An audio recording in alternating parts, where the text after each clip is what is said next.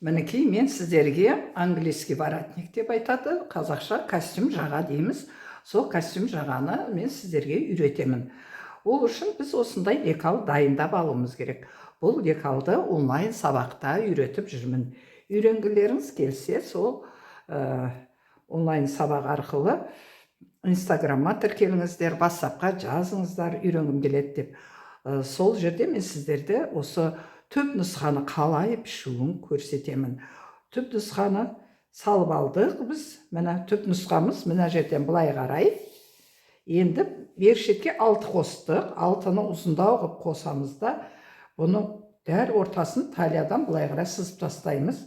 Неден 2-3 сантиметр қалған кезде біз мына шыққан 6-ға былай жұмырлап қосамыз.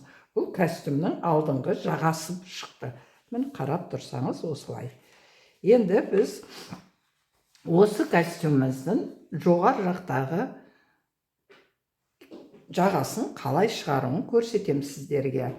Оны істеу үшін біз мынандай парағымызды алып, осы жерге қойып аламыз. Мінекей, мен бұлай қойып алдым. Кез келген парақты алып, бұдан да үлкен парақты алып қойсаңыздар да болады. Үсіп қойып алып, енді біз осы жерге костюм жағамызды салып көреміз. Ол үшін осылай қойып алды. Енді мен көрсеттім ғой, мына жері бізде жылжып кетпеу үшін қазір жабыстырып қояйын. Мінекей, жылжып кетпеу үшін жабыстырып қойдым. Осы ара қашықтықты үсіп сызып аламыз. Міне сызып алдық. Мына жер 5 сантиметрдей аламыз. Өздеріңіз білесіз, 5 аласыз, 4, 6. Бұл жерде қатып қалған қағида жоқ. Енді мына костюміміздің ара қашықтығы 2 сантиметр болу керек. Осы 2-мізді алып, мына 5-ке қосып аламыз. Міне қосып алдым. Енді бізге мынау арқасының желкеміздің тігісін алуымыз керек. Оны осылай өлшеп аламыз. Міне. Бүйтіп қарағанда менікі 10 сантиметр болды. Сол 10-ды аламыз, мына жерге саламыз 10-ды. Міне мына жер болды, бұл 10-ымыз. Бұнда линейкамен сызып аламыз. Міне жазып қояйын, 10 сантиметр. Енді былай қарай тіке аламыз, 90 градус бұрыш сияқты. Бұл аралық бізде 8 сантиметр болады. Мінекей 8-імізді өшерге саламыз. Сантиметрмен. Ол мына жерге келді. Тігісі бәрі осының ішінде тұрады. Енді бұл точкаларды мынау алдыңғы точкаға қосамыз. Міне қосып алдық. Көрсеңіз, осындай өте жеңіл, оңай шығады. Мына жер 8 сантиметр. Түсінікті болды деймін, мынау костюмнің ара қашықтығы қалай тұратын. Енді біз осыны қырқып аламыз.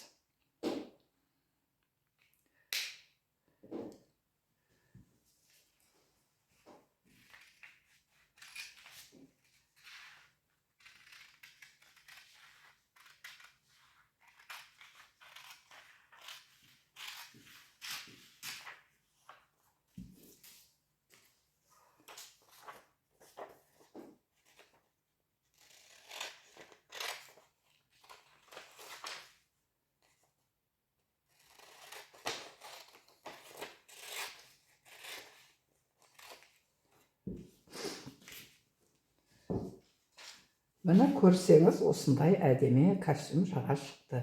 Сіздер осы жерге қойып саласыздар, мына жағы арқасының тігісіне кетеді.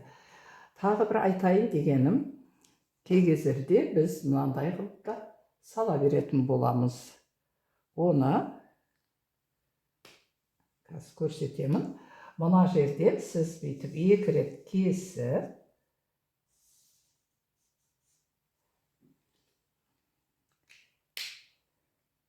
бір сантиметрден ашсаңыз болады. Онда жағамыздың желке жағы өте әдемі тұратын болады. мінекей мына жерде былай тұрған кезде мынаны осылай ашып саламыз.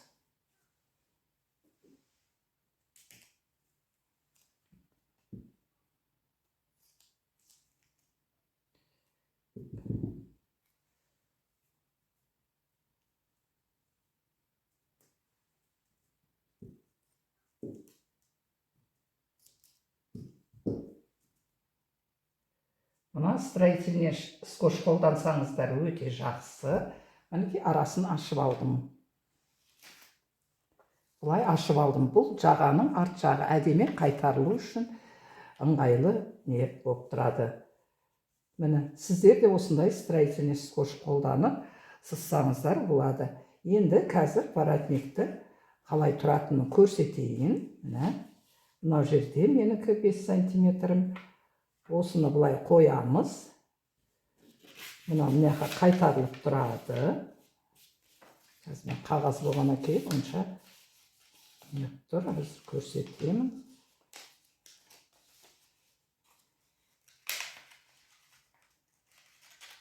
Міне осылай костюм жағамыз әдемі болып тұратын болады.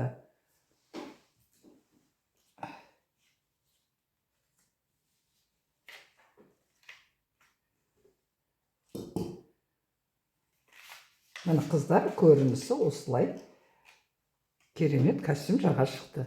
Бұлай мұқият қарасаңыздар бірнеше рет өте жеңіл. Түсінікті болды деймін. Жаңа араға шықтығы мына жерде сіздерге айттым ғой, 5 алдым. 5 сантиметрден болды. Міне сіздер жақсы түсінді деймін. Келесі YouTube'да көргілеріңіз келген, қандай жаға көргілеріңіз келеді. Сіздердің комментарияларыңыз маңызды, соған байланысты мен сіздерге видеоларды жіберіп, үйретіп тұрамын. Осындай жағалардың бірнеше түрлері бар. Соны комментарияға жазып жіберіңіздер. Сіздерге түсінікті болды ма? Соны да жазып отырыңыздар. Сіздерді YouTube'дан сіздерді күтемін. Лайк басып, подписаться етіп, колокольчикті басып отырыңыздар. Сіздерге тек костюм жағаның, мынау жоғары жағын қалай пішуін көрсетем. Оны да пішу өте оңай. Осының бұлай өлшеп айландырып алғанымыз, осы жерге шейін менікі 23 болды. 23-ті саламыз. Міне 23-ті алдым. Енді біз тағы да 2 сантиметр қосып аламыз. 2 сантиметр мына жер, а мына жер 23 болды. Міне. Бұлай қарай 8 сантиметр аламыз. Міне 8-іміз. И мына шеттен де 8 аламыз. Міне, енді осыны біз квадрат қосып аламыз.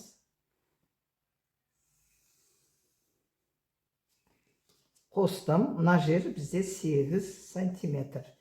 Енді мына алған 2 сантиметрге, міне, бұл бұлай тұрады ғой бізде. Біз осыны 2-ні тағы да осылай сызып аламыз. Бізге костюм жағаның жағасы керек болып тұр мұнда. Міне, осылай қиғаш болды. Енді біз жағамыздың мына жері 5 сантиметр болу керек. 4-5 сантиметр. Мен 5 сантиметр алдым, міне. Мерге жазып қоям, 5 сантиметр. Енді осыны біз мына жерден бүйтіп өлшейміз. 8, мінекей 8 сантиметр мына жеріміз болды. Осы 8-ге бұны қосамыз. Оны қосу үшін бізде специально линейкамыз бар. Осыған қосатын, соны алып қосып аламыз. Мінекей осы линейкаманан әзір мен қосып аламын.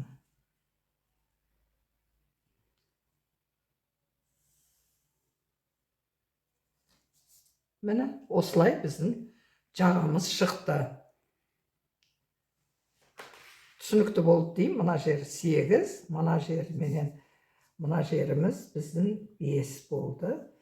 Бұлай бәрі 8 сантиметрден. 8 сантиметрден. квадрат сызып алдым. Енді біз осыны қырқып көреміз. Оны қырқуын қазір көрсетеміз сіздерге.